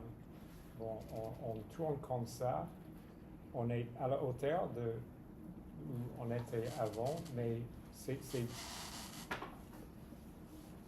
à la fois la même, mais c'est différent. Et je trouve ça très intéressant que tout à la fin de sa vie et de son œuvre, Foucault, il dit, bon, pour moi, quand je regarde mon œuvre et ma vie, c'est ça c'est ça l'expérience. Je peux ajouter quelque chose qui est très, très, pour moi, très important, c'est la même idée. J'avais pensé que Foucault travaille dans une forme recursive. Et j'ai écrit beaucoup sur ça. C'est jamais comme ça, on ne sait pas déjà, mais c'est comme ça. Oui, et c'est les plis, un peu, c'est les plis, quand tu as les plis, tu vois les autres planes. Et le recursif, c'est exact. Tu ne prends pas avant. Tu prends quelque chose de passé et tu l'utilises. Et après, tu prends encore. Et cette notion de recursif, c'est exactement ça. Oui, le spirale, ça c'est le recursif, ça. Mais c'est pas que ça. C'est l'histoire, il fait comme ça aussi. Et le généalogie est ça aussi. Et ça, c'est le fait. C'est lui-même, notre vie, c'est comme ça, nos vies et l'histoire et son travail. Donc, c'est pas tout Exactement. à fait une répétition. Oui, C'est la, mais c'est pas la pour citer répétition, Deleuze, je veux c'est dire. différent, c'est répétition. C'est crois ce pas. mouvement. C'est pas, C'est il ne pas- répète pas. Même pas C'est pas répétition. exactement le même, jamais, jamais. Ça, c'est le récursif. C'est jamais le même. Oui, le race, c'est le forme avant. Non, il ne dit pas ça, jamais. C'est pas répétition. C'est quelque chose où vous prenez une partie et c'est différent mais le même. Oui, c'est différent mais le même, au même temps. J'ai toujours apprécié vos ouvrages pour cette façon de repenser la critique et aussi à la méthodologie de faire l'histoire.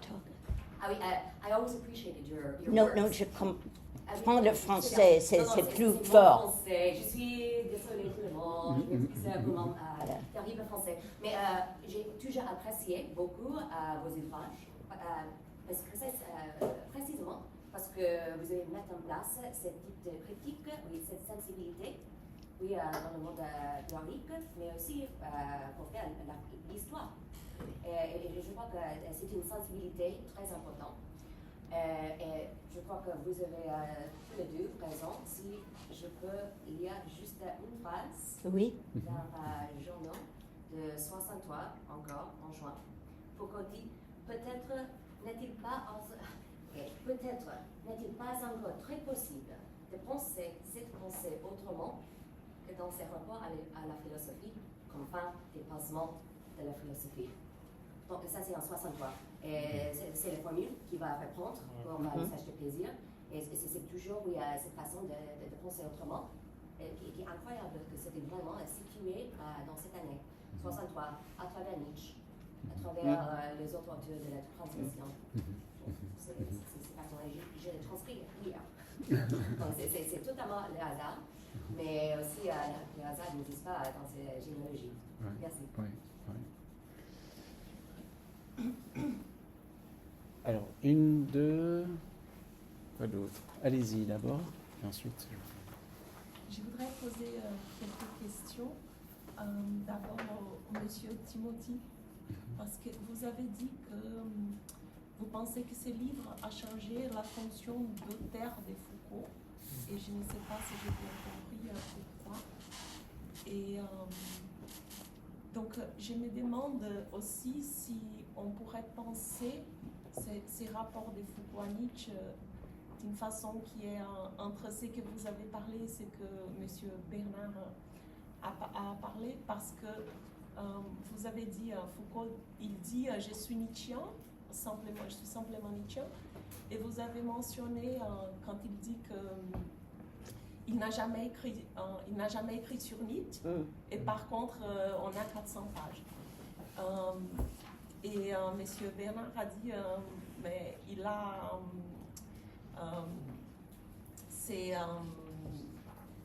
enfin, ma question c'est, d'un côté, Foucault, il n'a pas publié ses écrits sur Nietzsche, donc c'est possiblement à cause de ça qu'il a dit qu'il n'a pas écrit sur Nietzsche, parce que c'était des cours, des études qu'il a fait. Et d'un autre côté, même s'il dit dans ses textes, il dit que Nietzsche, il nous apprend qu'il n'y a que des interprétations, tout c'est une interprétation, mais je me demande si on peut dire que Foucault il ne fait qu'interpréter Nietzsche, parce que c'est une espèce d'appropriation, c'est une espèce d'utilisation, c'est une espèce de agir avec la pensée de Nietzsche. C'est pas qu'interpréter. Donc, c'est un peu comment penser cette idée de écrire ou s'approprier, écrire sur ou s'approprier de Nietzsche. Il y a un troisième mot, transformer. C'est pas que approprier, mais c'est transformer. Oui, c'est un peu ça que j'ai en tête. Et aussi, quand vous avez parlé de l'idée de prophétiser, je trouve ça très intéressant et je me demande si c'est aussi si vous parlez de quelque chose qui c'est pas seulement prévoir, parce que prévoir c'est une espèce de action théorique sur le futur, mais prophétiser c'est une espèce d'action théorique qui vient avec une pratique. C'est peut-être un effort de produire le futur, c'est pas seulement de prévoir. Et je trouve ça très intéressant quand je fais mon mémoire de master sur les mots et les choses de Foucault. Et quand il parle de la mort de l'homme, je lis cet acte comme un diagnostic qui est aussi une action. Donc c'est une façon de dire on voit ça à l'horizon, mais on travaille pour ça. Et donc je pense que l'idée de prophétiser a peut-être ça. Et aussi, juste pour finir, au monsieur Bernard, je voudrais vous demander, quand vous parlez de l'importance de, comment dire,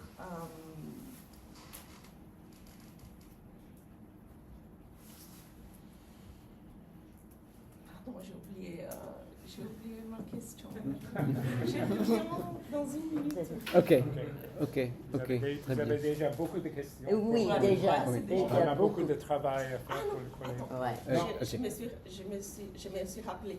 Donc, l'importance de ces livres pour les présents, une fois que Nietzsche est un auteur qui a révolutionné l'épistémologie, puisque mes recherches actuellement portent sur la pensée de Foucault dans le domaine de l'épistémologie à travers Ian Hacking.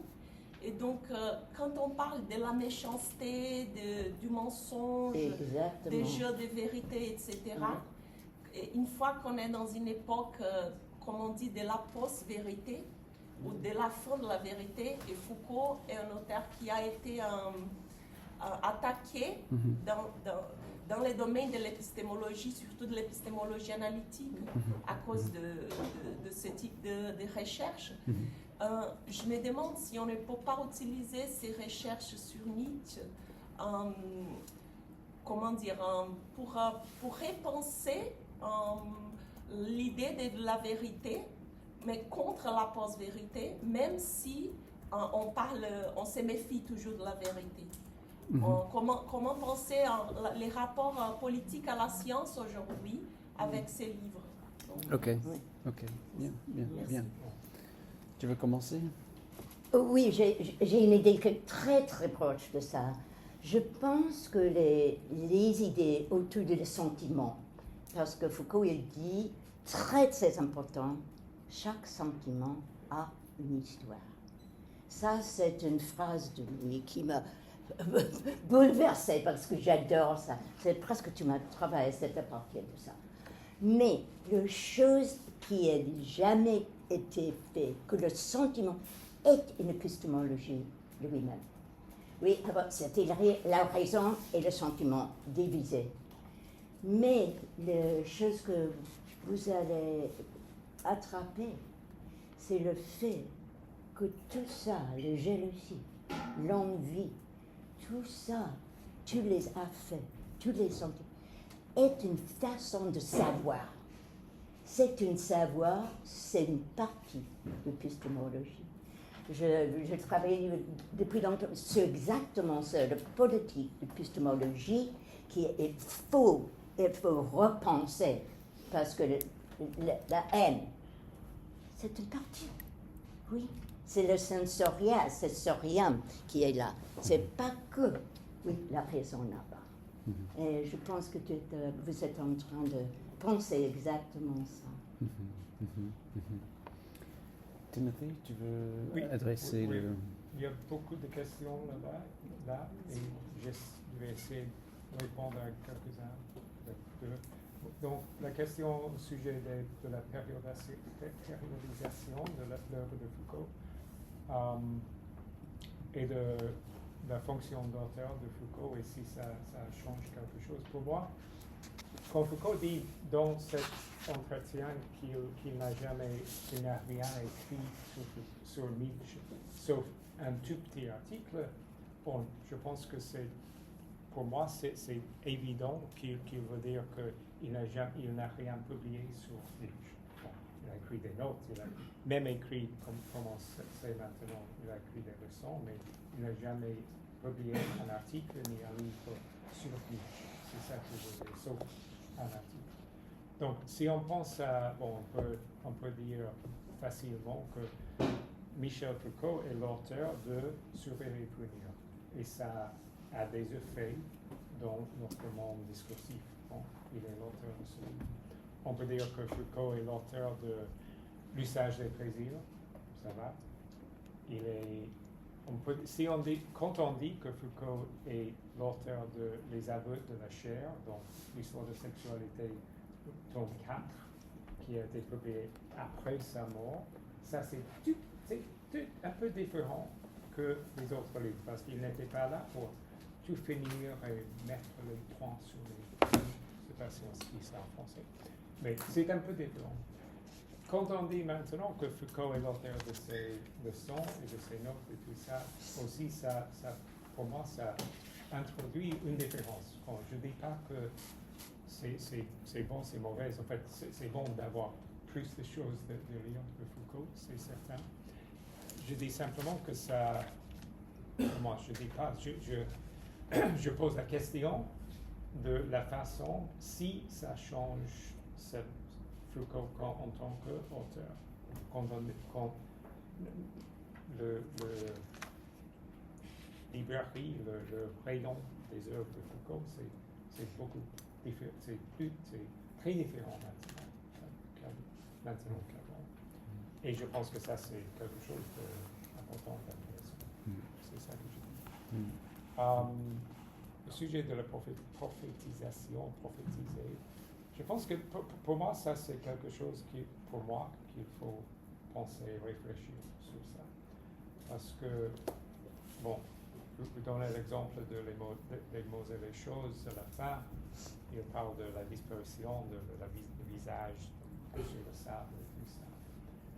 Ça, oui, ça c'est une prophétie peut-être de quelque chose qui est en train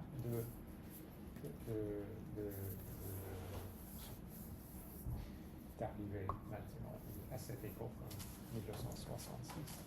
Mais il n'y a pas de prophétisation de ce qui vient après ça. Bon, et Foucault, il a toujours refusé de spéculer, de prophétiser à cet avenir un peu plus distant. Mais ça, c'est quelque chose, je pense que peut-être pour la pensée critique, il faut y penser. Bon, ça a été toujours une critique que, par exemple, Habermas et Nancy Fraser, tout ça, ils ont mis à Foucault. Il n'y a pas de plan, il n'y a pas de vision de l'après-l'homme, l'après la prison, etc. Alors ça, pour moi, ça c'est quelque chose, c'est une question. Quand Nietzsche dit que la tâche de la philosophie est de prophétiser l'avenir, est-ce que ça veut dire prophétiser l'effondrement de notre présent ou aussi prophétiser ce qui va venir après ça? Et est-ce que ça fait partie du travail de la pensée critique de penser à ça? Oui, non. Et moi, je n'ai pas de réponse à cette question, mais pour moi, ça c'est une petite réponse avant qu'on prenne la dernière question, peut-être, sur ces questions d'interprétation. Alors là, je pense que, vous savez,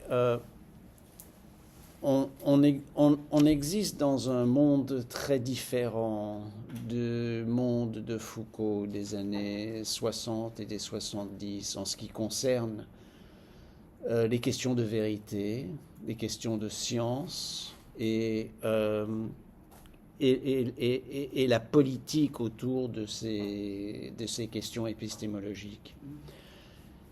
Il me semble que aujourd'hui, il faut être beaucoup plus avisé, il faut être beaucoup plus privé presque dans ses réflexions sur ces questions, parce qu'elles sont devenues tellement tellement polarisante d'un point de vue politique. Chargée, tellement chargée. Mais il me semble qu'il n'y a pas de question,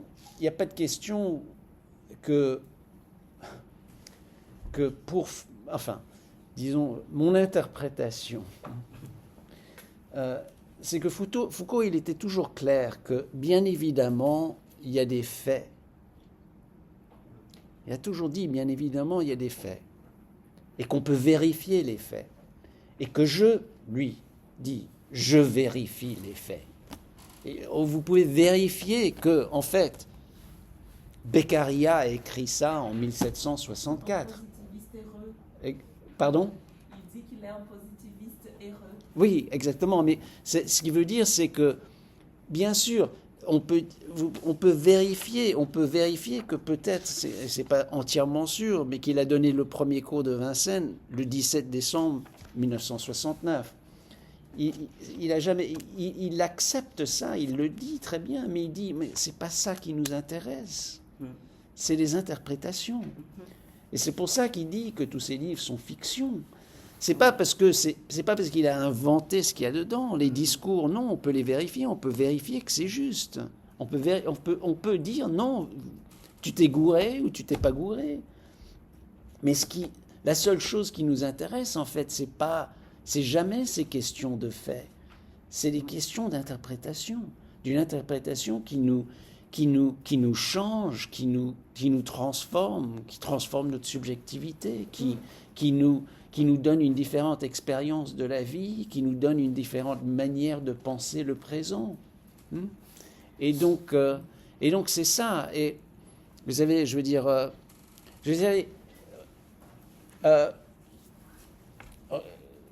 les journaux parisiens, Le Monde, il est plein d'écrits sur l'idée de Gaïa, de Gaïa, la mère, la terre-mère.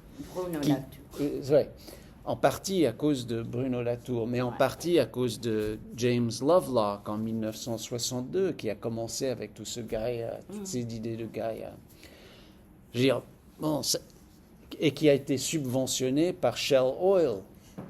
C'est ça le plus important à savoir. C'était subventionné par les entreprises pétrolières pour qu'on ait une idée que la Terre va en fait se réjuvéner d'elle-même. Mais c'était une interprétation, et c'est ça qui est important. Et on peut l'attaquer, on peut attaquer une interprétation. Mais est-ce que je peux dire quelque chose, Ouais. Bernard? Interprétation, oui, mais tout est pour comprendre mieux le pouvoir. C'est pas que interprétation. Il a trouvé ça une façon beaucoup mieux pour chaque interprétation de lui. C'est un chemin vers une meilleure compréhension de comment ça marche, le pouvoir, comment ça cache, comment c'est fait, effacé, comment c'est... C'est pour ça, si on dit que c'est l'interprétation, c'est dans le how do you say? I was remembering that. In the service of, c'est in the service of understanding le pouvoir. Oui, tout à fait. C'est lié, tout à fait, c'est impossible de le séparer. Oui, tout à fait. C'est ça qui est important. Ouais. Et quand on dit c'est que des interprétations, c'est exactement ça. Ça ne veut pas dire que c'est simplement de la fiction irréelle qui n'a rien à faire avec ce qu'on expérience. Voilà. Ouais, exactement. Allez-y, une dernière question. On a commencé un peu en retard, donc on va finir un peu en retard, comme d'habitude. Allez-y. Pour moi, excusez-moi. J'étais assez intriguée par le fait que pas de monde ne mentionne le cours de au Collège de France et le Centre de la volonté de savoir. Et j'aimerais comprendre, en fait, si on essaie de le situer par rapport à ces textes, qu'est-ce qui est différent, qu'est-ce qui n'est pas différent à propos de retour et transformation de soi que Foucault fait en permanence. Je ne sais pas si les conférences de Buffalo et McGill sont postérieures ou pas. comment est-ce que vous le positionnez par rapport à ça? Bon, alors rapidement, en fait, les conférences de McGill étaient après la première année, et du reste, la première des 3 conférences de McGill, Daniel Defer avait inclus dans les leçons sur la volonté de savoir, parce qu'il s'était tourné à Nietzsche dans ces leçons-là, hein, donc il en était en plein.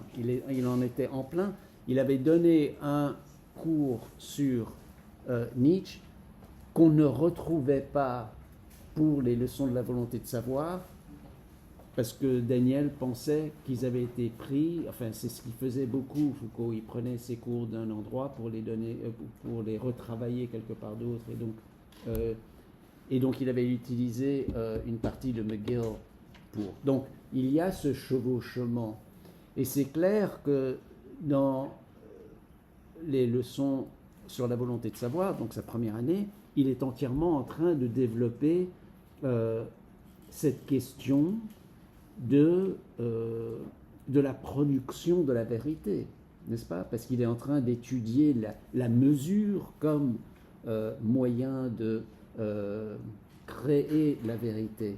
Du reste, ce qu'il va donner en 73 au Brésil, la vérité et les formes juridiques, sont des conférences absolument remarquables.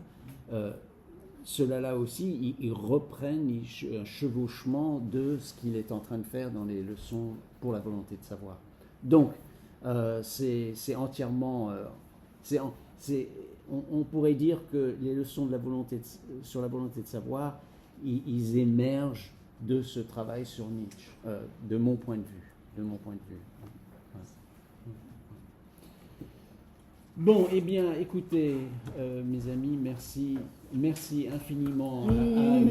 Merci, Bernard. Merci infiniment à Timothy pour votre intervention. Merci à tout le monde. Et puis, j'espère que vous vous régalez avec ces nouveaux textes sur Nietzsche. OK? Déjà. Merci. Thank you. Yeah. And we got a good crowd. We got a good crowd For 3 days. for a blocked out, I mean, I didn't think anyone 3-day would come. weekend. 4 days you decided for you. Yeah, I know that too. It was wonderful. Wonderful. I like doing things at the last minute. Merci infiniment de venir aussi. Ouais.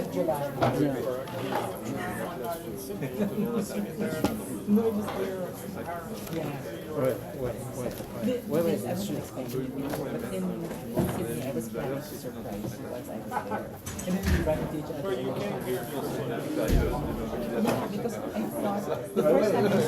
Exactement. J'étais en train de relire ça cet après-midi et je me disais, mais vraiment, c'est ça dont il parlait.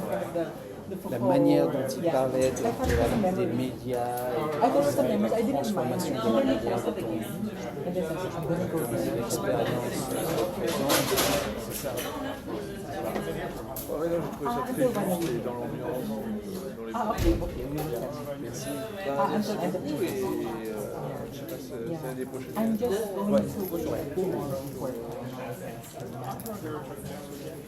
Je m'attends pas à ce que j'ai vu. Il y aura des Foucault, bien sûr. Ouais. Je viendrai à l'EHESS. Non, c'était intéressant. Merci pour la présentation, merci pour la présentation aussi. Tiens, je vais éteindre ça rapidement. Très intéressant. J'ai vu votre présentation. I wasn't really sure.